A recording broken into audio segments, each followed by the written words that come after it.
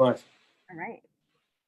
And it's launching. Okay, so welcome. I'm so excited for today's client success story. I'm going to introduce Lisa here in just a second, but it's been great having some chats with you, Lisa, with some of the challenges, some of the things that you guys have overcome.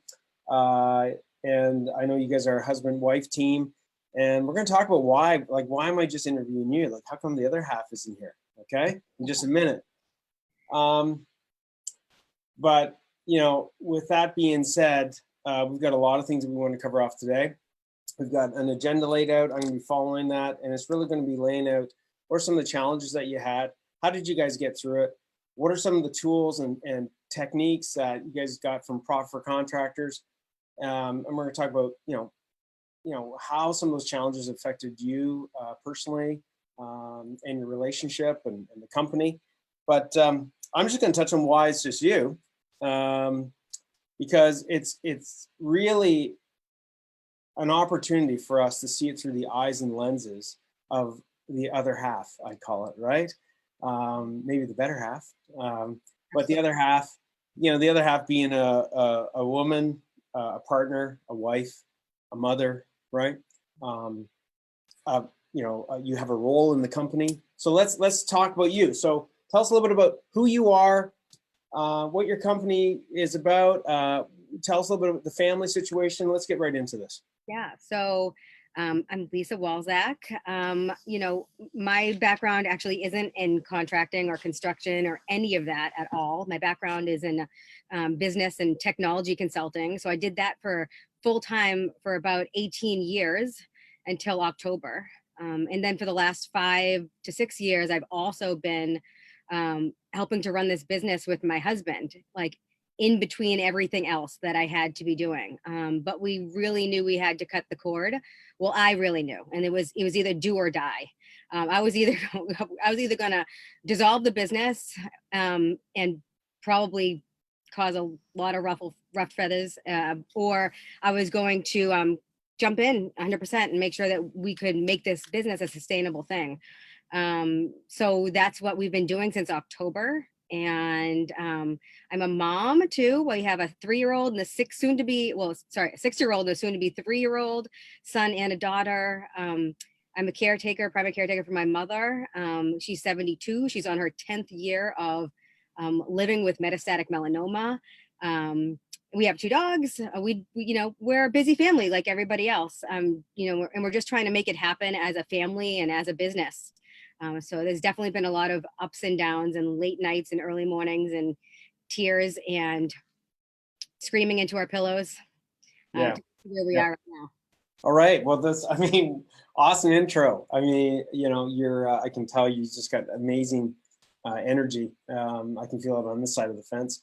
So let's talk about, let's talk a little bit about the factors that led you to throwing in the towel. Like, I mean, it wasn't like you were hurting in the past career. Let's talk about like what were some of the factors, some of the problems that made you just go, night after night, sitting in bed, looking at each other going, okay, something's got to change here. So I'm just going to back up real quick and let you know how we ended up even starting the business to begin with was. Yeah, for sure. About 6 years ago, I was given the diagnosis of multiple sclerosis right after my son was born. We were both we rejected that idea. We decided that was not going to happen. As crazy as that may sound, this may sound off the reservation for some, but we were like, no. What are we doing to contribute to my illness? Like what is happening here? And what is the dis-ease in our lives and our bodies? How are we causing a tipping point? And I had been in the career and what I was doing for a long time. I spent 4 or 5 days away from my family traveling and what was supposed to be this fantastic job with this great pay and health insurance and all of that. But we were really kind of miserable, and we were just starting off our family, and that's not what 2 people wanted to do, to be away from each other all the time. My husband took a job at a hospital and he hated doing that. He always wanted to be an entrepreneur. He had owned businesses before. He had been in contracting for years and was doing it on the side.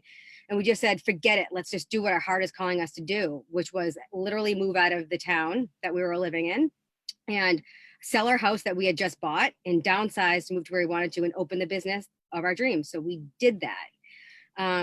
And I think for a while I wore rose-colored glasses. Fast forward 5 years of working really late nights and early mornings and working a full-time job, which downsized, moved where we wanted to, and opened the business of our dreams. So then things started to just get really hard at home, with so much to do. I mean, I was working from 5:30 in the morning until 5:30 at night, getting home, putting the kids to bed, doing that all together, and then back online from like 8 o'clock until midnight, sometimes 2 o'clock in the morning. And I said, I can't do this. And I started to feel symptoms of my MS again. Little things pop up, tingles in my fingers, tingles in the back of my neck, things that I hadn't experienced in 5 years. And we said, then I'm quitting. Like that, let's just decide together. So we've been doing that. And what I realized in October really quickly was, holy hell, we need some help. And so I enrolled, in your program right away with just How did you come across? well, we didn't have Bam? I didn't have anything to look at. I was like, all right, so how's the business doing? Let's start to look at the stuff. There was no paperwork. There was no forecast. No, I mean, like, how did you come across profit makers? I'm a researcher by heart. I'm a knowledge seeker. I need to know the things that I don't know. I need to learn. I'm constantly learning new things. So I was Googling everything, and I was on Facebook, and I was getting into all different sorts of groups, and I kept coming back, and I landed in the Profits for Contractors group. Yep. And started seeing some of those awesome conversations happen in there. Some of your comments, Liam's, and I was like, all right, so I'm calling. I'm putting a ticket in. I need to talk to someone. I don't want to waste any time. Right. There's no point. I don't know what I'm doing. I don't know how to get there. I don't know what I'm supposed to be looking at. And I didn't care about any of that.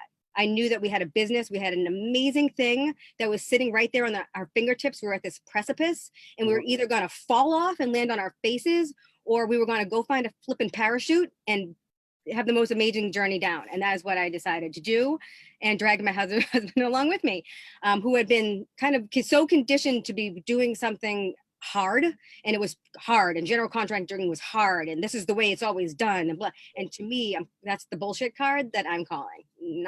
Not going to go down that path, not with our family and our life on the line. So, wow, you're just describing it so clearly as far as some of the challenges. Let me see, Lisa, if you can see my little screen. Can you see my screen? Yep. Okay, cool. All right. So I can just, look at this. If you look at this pathway, right? If you look at this almost like a line right in the sand, and we've got this pathway.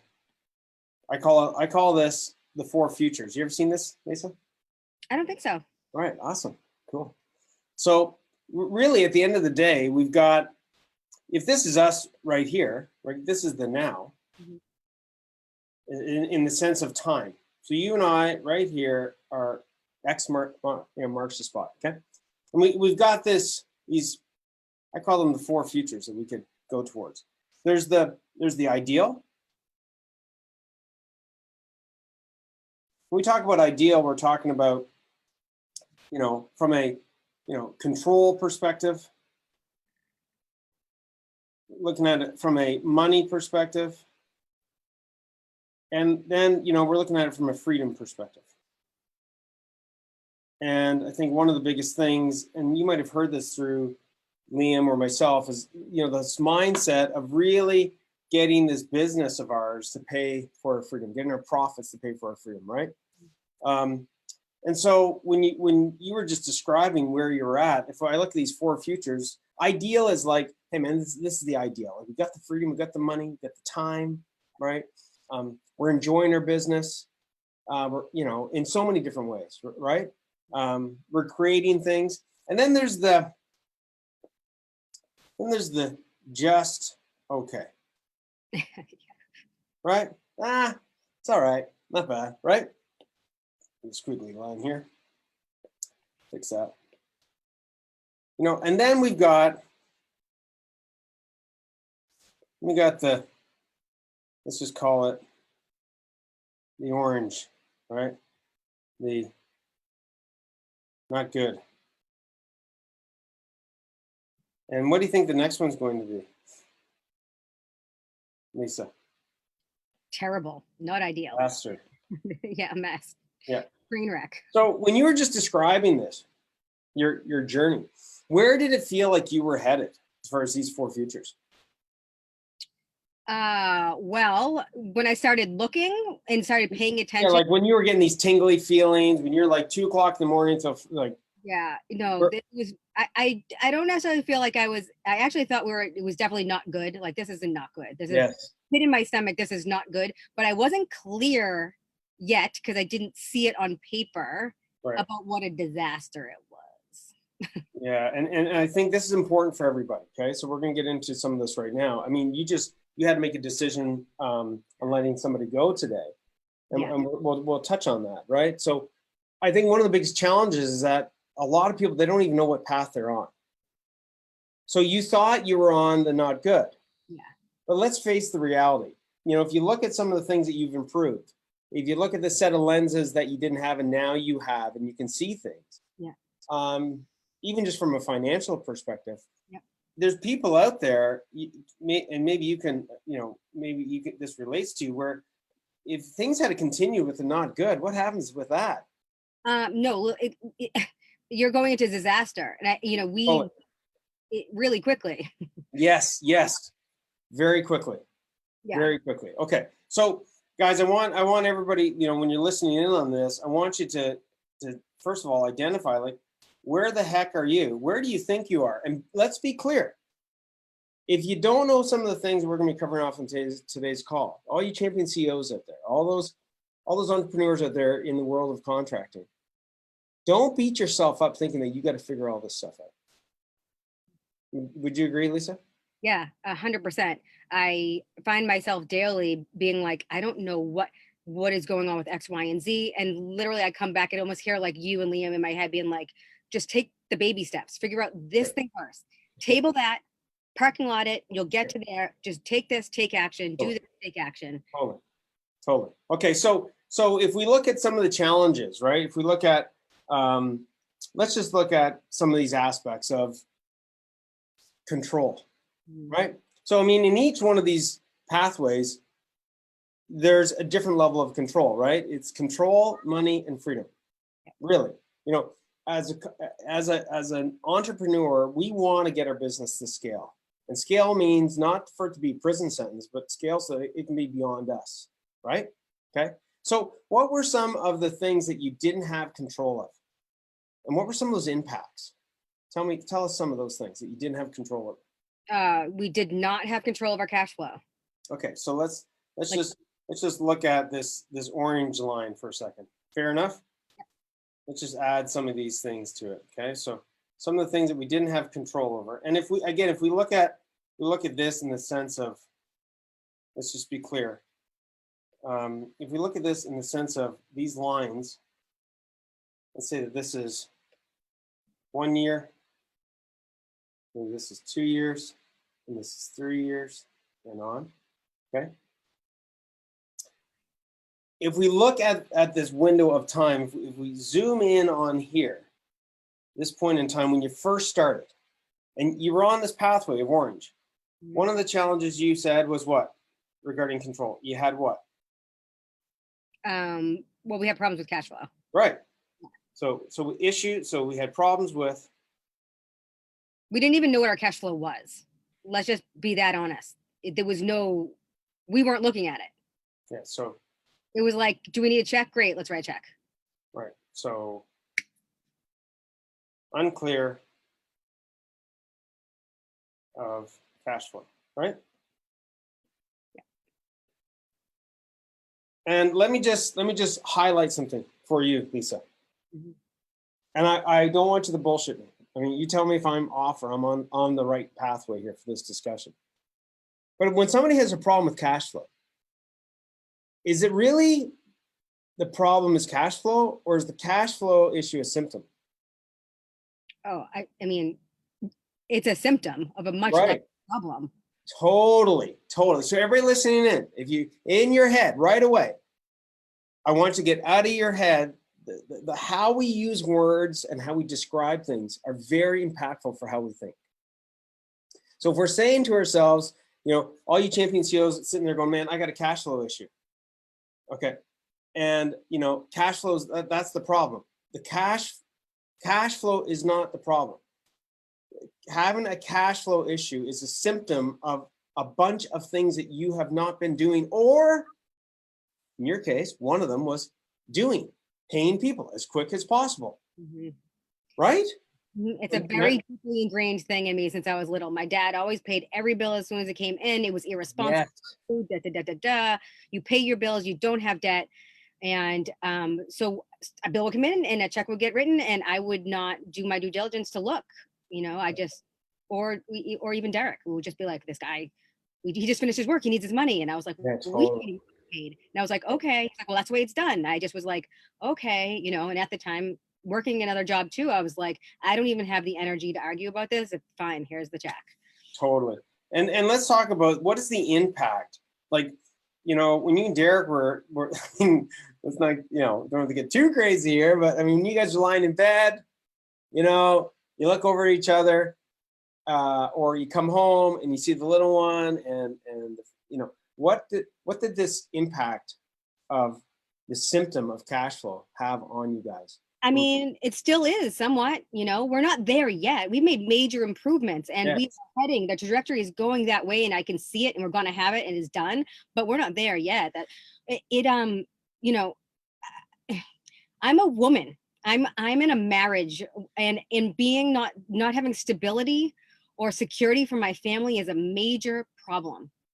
Don't give me a hug, don't give me a kiss, don't come home with flowers and roses. Like, if we're not sure if we're going to be able to pay the bills, it like it would break my heart to not like want to hang out or do something, but I couldn't extract for a long time what I was feeling and the insecurity I was feeling from the reality of our business. It just is a really hard thing to do as a couple in business together. I mean, we see the light at the end of the tunnel now. We've had a lot of hard and open conversations together as a couple, but man, it can seriously be like going into business together can be a marriage destroyer or the ultimate strengthener. And there's a small gap in between. You can jump from one to the other really quickly. So it was hard.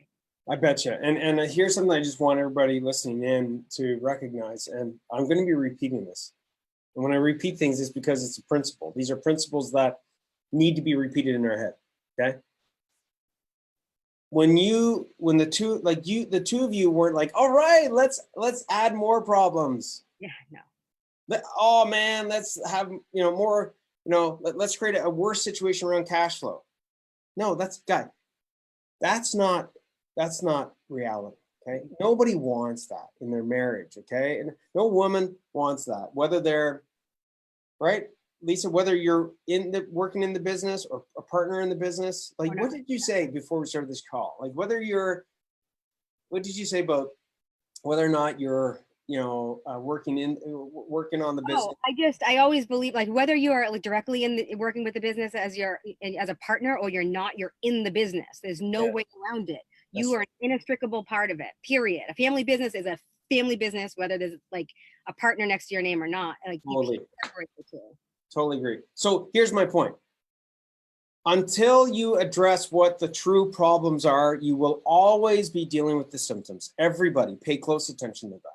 And if you don't know, if you don't have some form of a process or a checkpoint or audits or things of that nature to know what to look for, I'm telling you what, it's going to be pretty damn hard to find out what the problems are. And so all you'll be dealing with is all these negative symptoms. So some of the other negative symptoms of let's say the lack of control. So cash flow, serious stress on the business, right? Stress on you guys and your relationship. And as a woman, security is a big thing, right? I mean, I think for anybody, security is a big thing, but from your perspective and your sharing, it's like, you're going out with your friends. Yeah. And you're probably, I don't know, were you ever wondering, like, at some moments, can we afford this? Or yeah, I mean, and then I stopped going out with my friends. And then I stopped going to like classes for myself. And then I started to think about jumping back into MLM. And here, let me just be really, truly honest with you. This business was doing so poorly. I was making six figures. I was making close to $200,000 a year, full time, with benefits being paid. And we were still in the hole. That's the truth. So for me to jump out of my job in October and decide to jump into this thing has been the most craziest leap of faith, and has, sorry to get emotional here, but this is it has been hard, really hard. This is not just a game. This is truly sink or swim. I could very really be having to sell my home and put us in an apartment for a little while and maybe even go back to a job to fix this. But that is not what's happening. I'm going to turn this thing around with my husband, and we've been making these small changes. And really the reason why he's not here is because we haven't reached the point yet where we can delegate and he doesn't Yes. can't be there, because we have to do the work. That will happen. We're not there yet. We're seeing these small wins, but guys, it is hard, hard, hard. I'm not here as a crazy success story after 3 months. This shit is real and it hurts sometimes, but we're making it happen. But you know, the risk and the reality is, and the reward is going to be massive. I love it. I love it. Okay, so here's what we're gonna do. We're gonna talk about some of the challenges, and we're gonna talk about some of the things that you've done to actually see the light, right? I mean, and start seeing the light. Does that sound like a plan? Yeah. Okay, let's do it. So I'm gonna come back to this baby here. Can you see this again? Okay, so let's take a look at this. So what's something that in a very short period of time that you were able to use, like even if there's something specific, whether it's some of the training, some of the insights, some of the coaching you got from whether it's on the group call, one-to-one, regarding, let's call this thing financials, that has allowed you to see things, see a bit of the light. Tell us about that. So there's been a number of different things we put into place, but I think first we started small. We just small, quick wins. One was definitely getting into place our Monday morning meetings, which required us to also get into place some of our whiteboards, which I actually dragged my feet on for a little bit because I was so digitally focused, but we literally needed the paper in front of us every single day.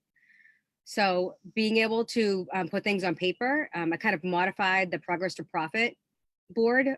Just slow down there for a second. Some people, there might be some newbies, they're like, what are you talking about? What is the Monday morning meeting, right? Like if I came up to you in the street beforehand, I'm like, hey, Lisa, how's it going, man? Playing the Monday morning meeting, you'd be like, dude, is that guy crazy? Like, what are we talking about here? What is this thing? Yeah, so we gather our team. Our team's not huge, but we're getting everybody together to talk about like what is happening, what they need in order for us to meet our certain goals for that week, what our targets are in terms of being able to like get our final inspection so we can invoice out for a client. And then I always allow the team to speak up and to present some ideas on what are the things that we can be doing to either to be more efficient or in time and cost. And to call out any challenges that they might foresee. So they might say like, all right, we have to have the lumber delivered on Tuesday by afternoon if we want to have this actually done on Wednesday. So make sure that happens and give them a little bit of voice in how things get done so they can take more ownership in actually doing what we love it. Okay. Now that you've been doing that, what's like, has that actually had that impact? Yeah, definitely. It's been great. I think it's been really like just beneficial to hear from them what's happening. Some of the things that I didn't realize we were missing, in terms of giving them what they need. It was both hard and great to hear because it allowed us to course correct, right? And everything at this point is a lesson to course correct. Like, oh yeah. Yes. That's orange. Great. How do we get it to green? That's red. How do we get to yellow? And just kind of, it's been awesome just to take the emotion out and just from a very factual perspective, be able to say, okay, here's where we're at. And now we can move the needle. And they don't feel like they're just being told what to do, which I think is the most important thing, right? They're not there just to be told what to do. And they're there to create. Our guys are carpenters and they build with their hands. Like, let's empower them to do that so they're not tracking down crap all day that they want to be tracking down. Honestly, let's touch on this, right? Like, I hear this all the time, right? I mean, tonight, today, I'm doing this session on how to build an A team. People talk about hire. And the first thing I'll say to them is like, do you have any team members right now? They go, yeah, dude, but don't get it. I need to hire somebody. I'm like, okay, just like, where are things at regarding communication with your team? All the fucking guys are useless. They got this, they don't listen. They don't do things the way I wanted to do. What would you say to somebody that says another meetings don't work? What would you say to them? Like, what's different about this thing that you took than just like, oh, meetings don't work? Was it structured? Was it like, Yeah, Very intentional. it's structured, it's time boxed, and it is definitely very intentional. It's not meant really for me at all as much as it is for the team. I mean, yes, I gain a lot for it, but it's meant for the team. Like if you want to build teams that have loyalty, have an interest in what you're doing, then you need to create an opportunity for them to collaborate and communicate. And we weren't doing that. We weren't doing it. We have our team's very small. We have two great guys on our team now. One of them has been with us and didn't have any sort of carpentry background. And along the way, we've just allowed him to tell us what he's needed, what he wanted to learn. And he has been the one, and he doesn't talk very often. These Monday meetings, he literally comes with a notebook. He has a notebook from every job, which I didn't even know. I've learned that he takes notes on the job. I in pictures of everything. So I was talking about how we might want to make sure we identify someone to catalog everything. He was like, "Oh, I do this on every job." He has photo albums from every job we've ever done that he's taken on his own and notes. I didn't know this for 5 years. How was that possible? So that he's there, like, and he's like, so I've been thinking about this, and here's my idea, and here's my thought. This is great. This is a person who's going to be with us forever, and he's setting the example and the tones. So, I'd say to them, like, you're fooling yourself, and also shortchanging your people, and you're not going to get from them what you want because you're not giving them what they need. Beautiful. So you use Monday morning meetings. You use the Progress to Profit board. I mean, and the Progress to Profit board. People go, "Oh yeah, you're talking about a job board." No. Notice the words, right? Remember, words have meaning. So what's this mean? Why is this different? Time is money. And, the quicker that we can get to the milestones that we need to get to, the quicker we can get paid and we can move on. And also, if you're doing it right, you can start to tie that to bonuses so that your people can have some additional things to want to earn and inspire to have in their hands, or tickets they want to get, or experience they want to have, so they can just, not only have the finished product, but then something else tangible. So we've been using the board to kind of set that up and provide. Is this like big screen, $8,000 digital board, or is this like, what are we talking about?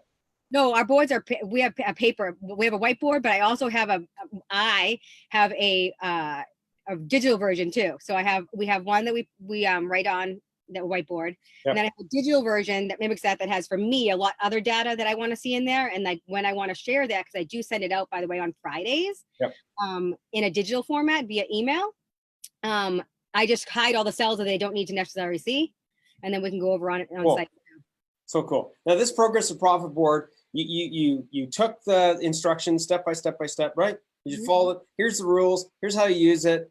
Don't overcomplicate it. We talked about roughing it, instead of perfecting it, and you roughed it, and now it's getting better and better, right?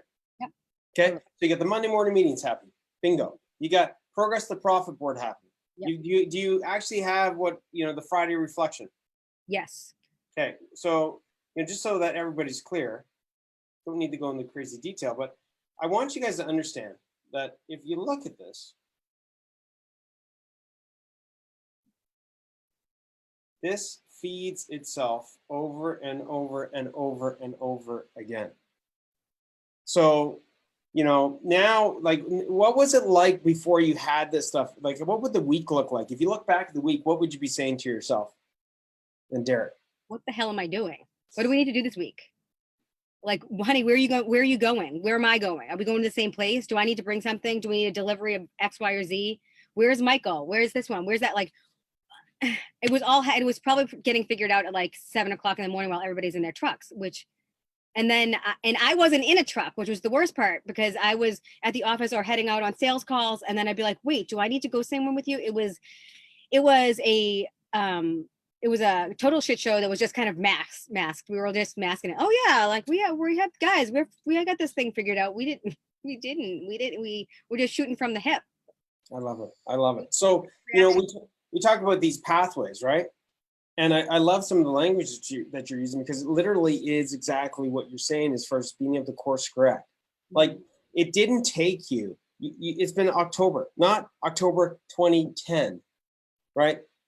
Yes, you're not in the ideal place, but man, your course correction has been quick. Would you say? Sure. Yeah. For me, when your mortgage is on the line, I was like, we're getting this together. But these things did not take you 10 years. No. It didn't take a year. It didn't take a month. Like, you're talking like within a week or two, this stuff started going. Is it true? Yes, 100%.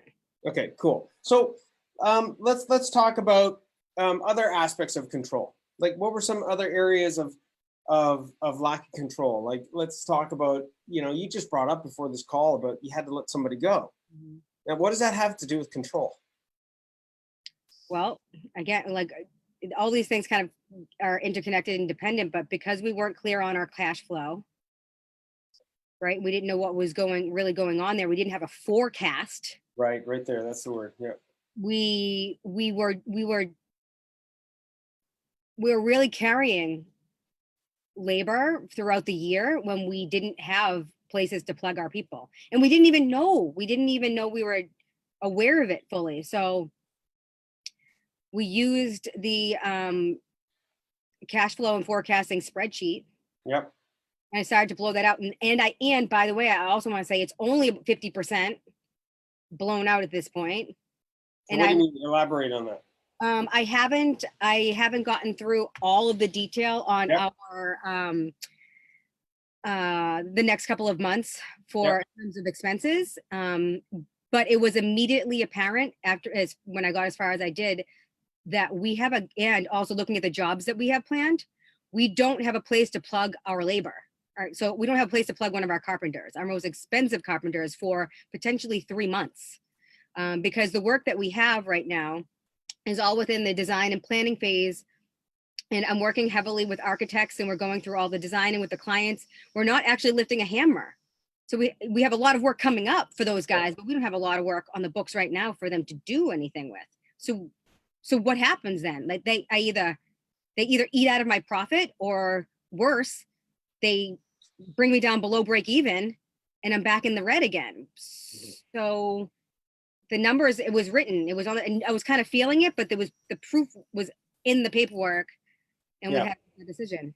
And you think about this last year, like just go back even just a year ago. I mean, you told me like the scenario was basically you were floating these guys. So how much would that have cost you in a year of doing it the old way? Well, I mean, like our combined labor, I mean, at cost for us, is roughly around $160,000 right. for those two guys. If you divide that by 4, it's like 40 grand per quarter. If I have a quarter up, it's 40 grand just the cost, never mind the profit. So if I say a quarter, it's probably like 100 grand that I lost last year. And when I start to go back and do a little bit of a forensic audit, I'm able to see those holes where our guys were not staffed to projects, and we lost that money. Right. Or shall I say donated it to their paychecks. And think about, think about how much effort, you just mentioned some called break even. Now, a lot of people listening in, again, if they're new or they're listening, they might not even know what that means. Break even margin, or break even in sales. Like, tell us a little bit about, using that in the concept of this 100 grand, like how does that affect you from the perspective of like, now your break even margin, like, hey, I got to put so much on my quotes. But from the perspective of sales, like how much sales would you have had to have brought in to cover off $100,000? Probably close to like another 7 projects. Yes. Total projects, which in general, our projects run about 6 months. Right.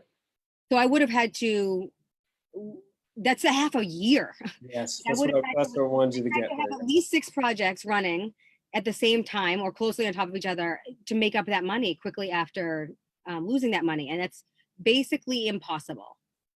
So, you nailed it. So a lot of people, if you're in chaos, if you're like, these things, when they get away on you, back to getting on the track or getting off the track, or, hey, I just it's okay. We'll recover here. It doesn't work that way. Mm-hmm. Guys, it doesn't work that way.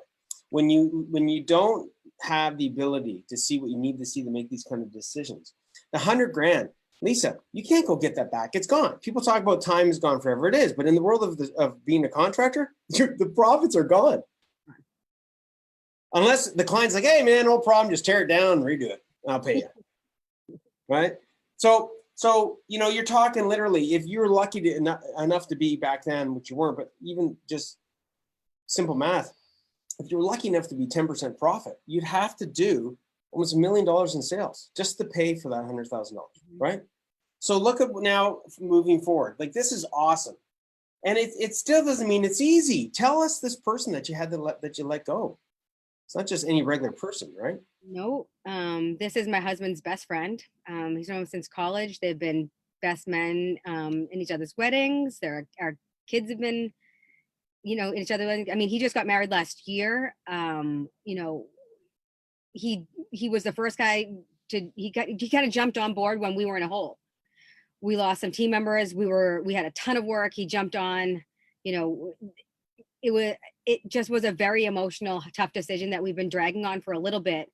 And it really came down to doing the work in terms of the spreadsheets and all of our numbers and being able to put it on paper to say, this is going to break us.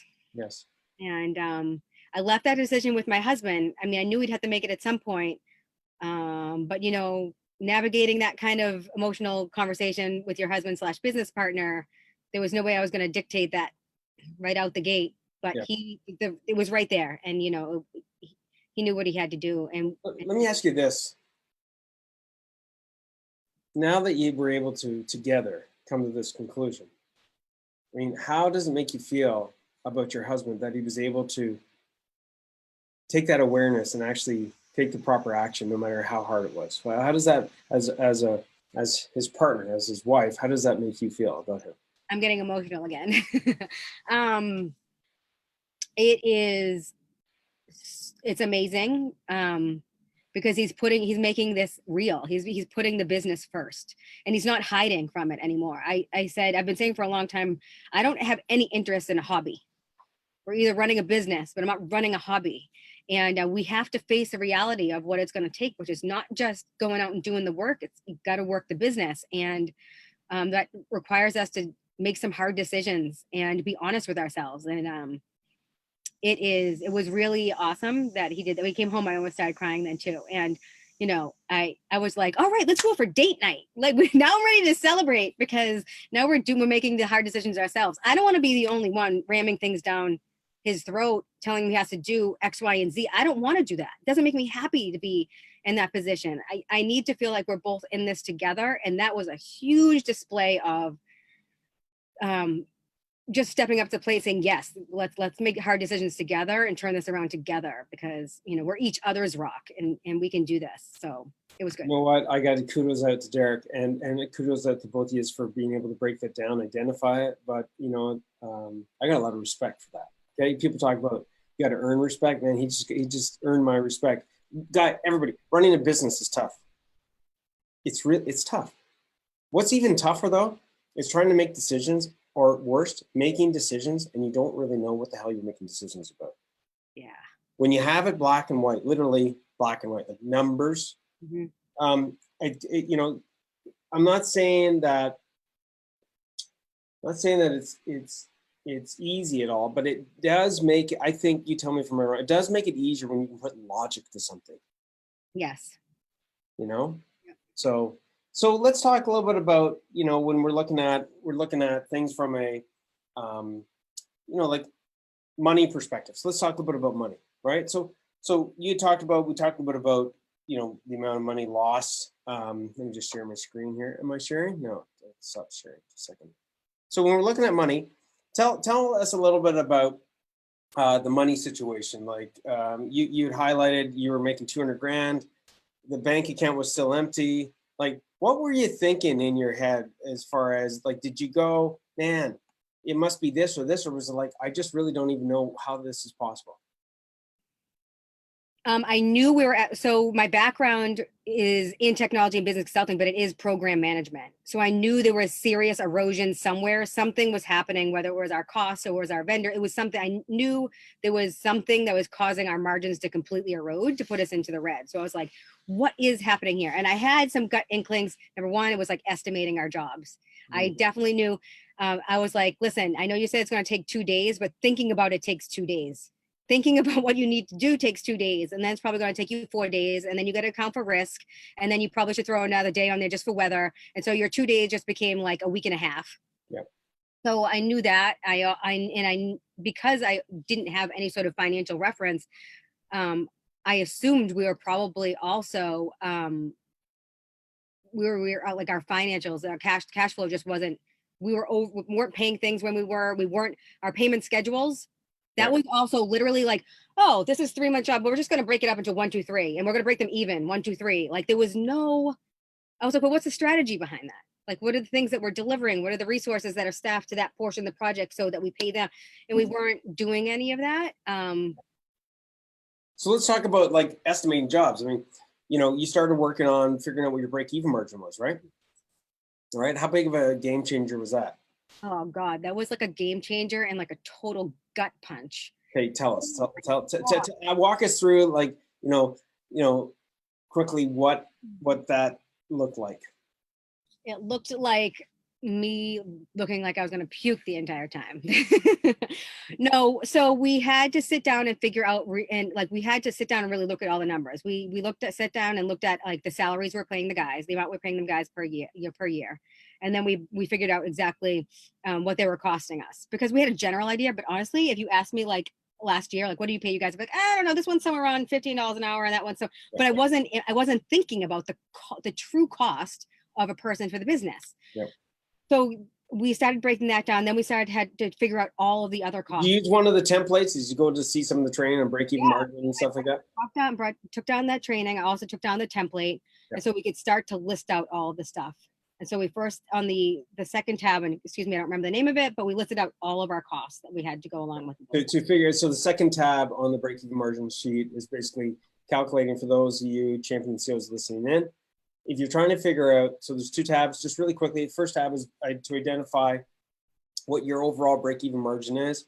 And it's got some candy land in there, but like, if your average job is this size, how many quotes do you have to do, and all that kind of stuff, right? True? Yep. I'm on the right one? Okay, yep. Right. I'm having flashbacks of creating this thing. And then the second tab is all about, well, if I want to figure out what's my break-even for my labor, like what do I charge out this person for? Yep. So it allows you to break down all the different costs associated with that. And so tell us, you start putting that in, and that number kept going up and up and up and up. And I was like, oh, holy hell. What have you been charging the guys, Derek? Like on some of these jobs, he's like, oh, $55. He had another contract that was like $40. And that even made me be like, wait, that can't be right, because we charge them. I know at minimum, one of the guys is $25. So how could $15 margin? It's not. So I just started putting these numbers. Next thing you know, we're at like 80. And then I'm like, uh-oh. And then we're now actually right now we are at $119 is what we are with our margin, our desired margin of 20%. So without it, it's 100, which is literally double what we were previously billing our guys out for. And lo and behold, I raised my rates and we're getting contracts. So like, right, you got to give the high five. Give me the high, woo! Don't leave me hanging.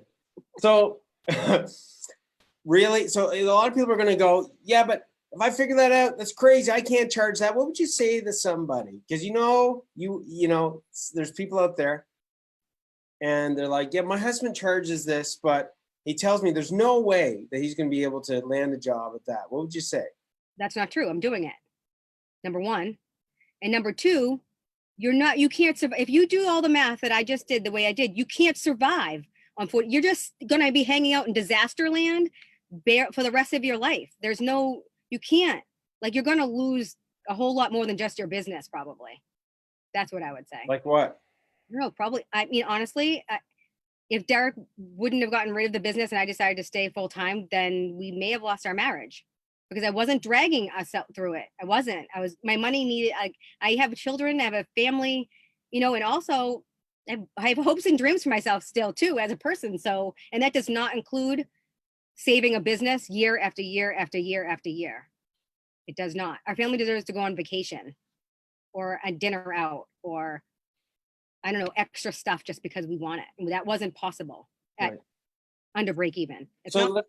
let's think about this for a second. You know, when you look at the future, okay, if this, even if you just look at, because you guys are, I talk about this all the time. First thing we got to look at is to optimize, right? And everybody listening on this call, at least I want to hear your comment on this. You can do 3 million on you know, on nothing, literally less than nothing, and go bankrupt, or even 10%, right? You could do 2 million at 15. You can do 1 million at 30, or you can do 500,000 at 40, whatever. Whenever we start with most clients, the first thing a lot of them is like, I need to get more contracts. I need to get more business. Like, wait a second, dude. Are you making money with what you're doing right now? Yes. So the first thing you want to do, everybody, okay, is, in all honesty, what will tend to happen most times is you want to dial back to be able to dial up. Mm-hmm. Is that what happened with you? Yep. 100%. Okay. Like slow down to speed up. I'll like, might as well just get it tattooed on my body right now. That's going to be the tattoo. It's going to say it's signature Andrew. No, just so, and Derek's going to be like, what? Yeah. Who's this Andrew guy? So when we're looking at the future, if you look at the pricing, and you guys have work coming up now, right? You've landed work, true? Yes. How is this possible, Lisa? What would you say to somebody? They're going to go, what are you talking about? How is that possible?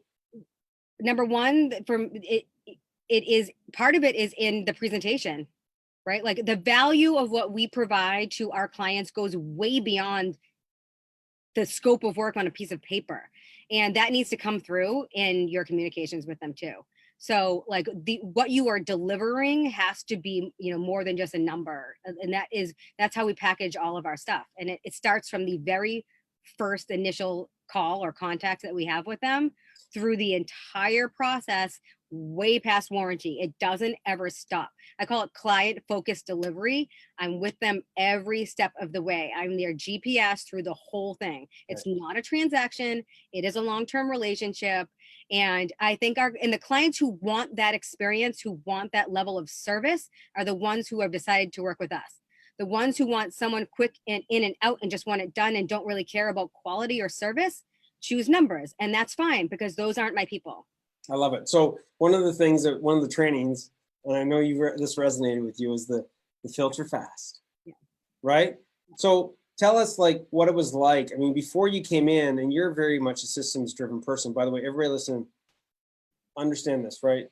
To optimize, you got to systemize before you maximize. That means you got to systemize the stuff that you're doing right now before you try to grow. If you can't do it at baseline level, don't ever think you're gonna, I'll get to that later on. It doesn't work that way, okay?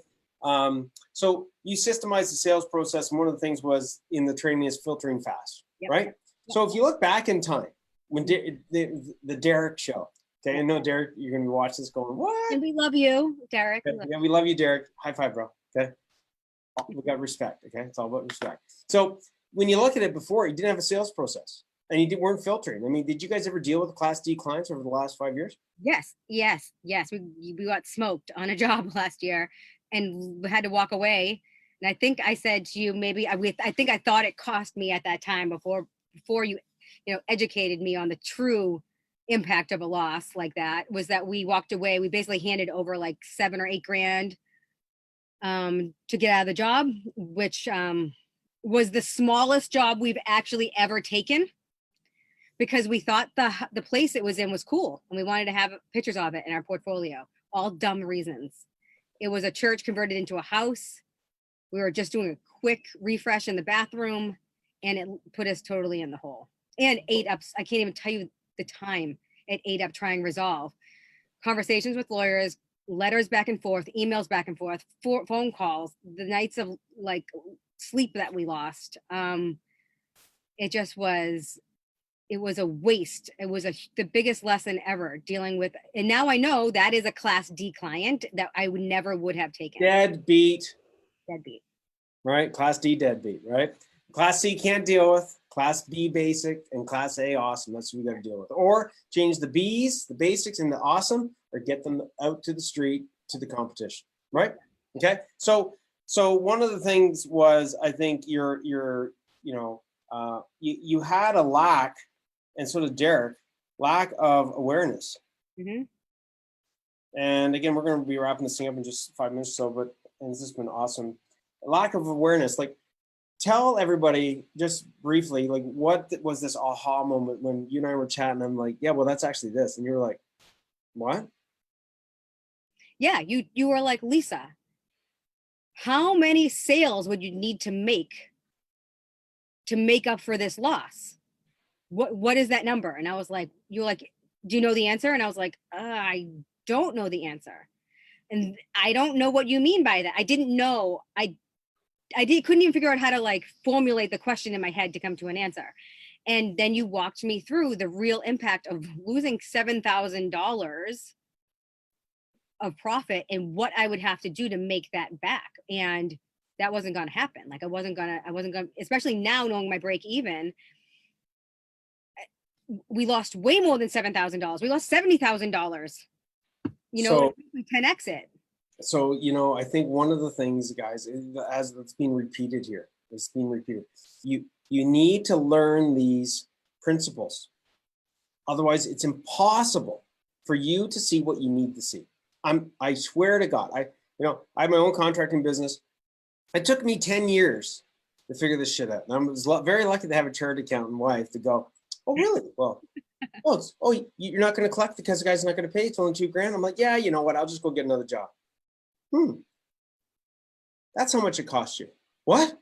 Yeah, that's how much sales you'd have to get. How much time would that take you, Andrew, in sales to do that? To like actually do that work? Well, it's like freaking 3 months.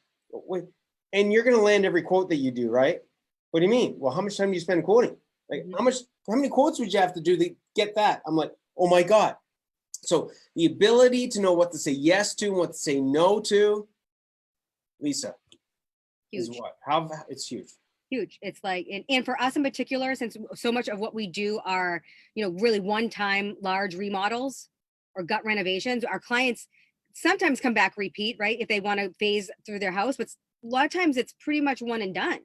So you make a mistake, it's, like that's, you're not correcting that along the way with this particular client. It's not happening. Oh. So we got to, the other thing is like going with your gut. I've walked into a couple now and been like, these are the people that we want to work with. And I don't care. I don't even need to go back and do the matrix. We're in the car and I'm like, nope, that's a nope. We're not doing it. Like I heard X, Y, and Z. That's all I needed to hear. Moving on. Love it. I love it. So tell us a little bit about, like, you now look at the year moving ahead. You look at this. I'm not looking for exact, but just give us a bit of a gauge. You look at the money you're saving in being able to only deal with Class A's. Okay. Let's look at even differently, the amount of profit you're going to be able to make with these Class A's. The amount of profit you're going to be able to make with these Class A's, because now you're charging, double, right? And plus what you're charging includes, I know you said break even. I call it the PBE, which is your profit break even, right? How much profit do we have to make on these jobs, right? So if you look at that, you look at the perspective of being able to charge that throughout the year, not carry employees for the sake of carrying them and not really knowing the impact. Where would you say, either percentage wise or multiplier wise or whatever, some form of a number, where would you be even with the sales? Not even, we're not even talking about you getting even more sales, which is like next step, but even with the sales you did last year, like how much more profit are you going to have by the end of this year? Just even if you did what you did last year. Yes. Well, I think we're probably going to be around like 10 or 15% higher. More. So yeah, for sure. And that's with like I said, we were so far behind, I had to take out a pretty aggressive loan. I'm repaying a crazy loan right now. That's with paying that off. Right. Major course correction. That's like, and that is fine by me. Like I'm watching it all happen. The end of this year is just going to be pure magic.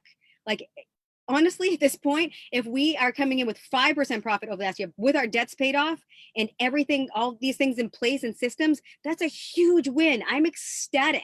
I want to cry thinking about it. It's going to happen. It's going to take the work to get there. Let me just say something. Remember, I mean, I know this is like me interviewing you, but I can't help it. I'm the coach 24/7. Okay, it is happening. It is happening. Words are things. It is happening. It's happening every day. Okay, Speak it into existence. Yes, every day it's happening. Okay, and this is something you know, champion CEOs listening. Man, we're going to get punches. We're going to get hit every day. Every day, man. That's the way it is, right? You got to be resilient to get up, but being resilient to get up and be super, super strong with your mindset is recognizing every day, every moment, the progress that you're making. You're killing it, man. October. Yeah, October. What? Right? Multi-million-dollar business in the making. Like, it is happening, and this is part of the journey. This is part of the journey. I can't even believe it. I always said I didn't like numbers. This has been another big epiphany for me. I don't like numbers. Numbers don't like I don't like numbers. I don't want to do numbers. I don't want to do numbers. I fucking love numbers now. Yeah. There's so much truth in the numbers. Numbers don't lie. They don't get mad at you. They're not pointing fingers. It's just like, here it is, dude. How do you want to deal with this? Yeah, I love it. I mean, this year's the first year we kicked off with our partner in crime, Bob, right, where we got the KPI mastery every month. I mean, game changer stuff. So, you know, if you were a couple of different perspectives, I want you to just talk about before we wrap it up here on the mark is, you know, there's a lot of partners, a lot of women listening in on this. What would you say to them, like as far as the ability to change or them taking action on making change? Like, what would you say to them? To like raise their hand and go, look, I need to learn this stuff, or my husband and I need to learn this stuff. What would you say to them? I'd say that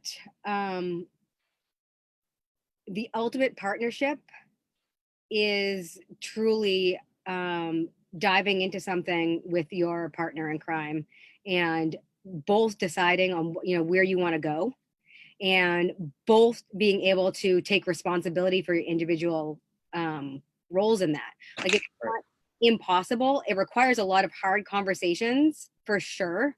I definitely think our marriage has gotten a million times stronger because you can't do this without talking to each other on a regular basis. Right. But there's so much to be gained.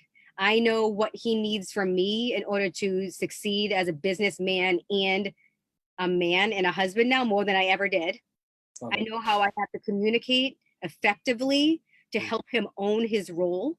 Right. And not feel like I'm, you know, spoon feeding him things left and right. And in the same way, he knows what he has to do to make me feel like his queen. It's been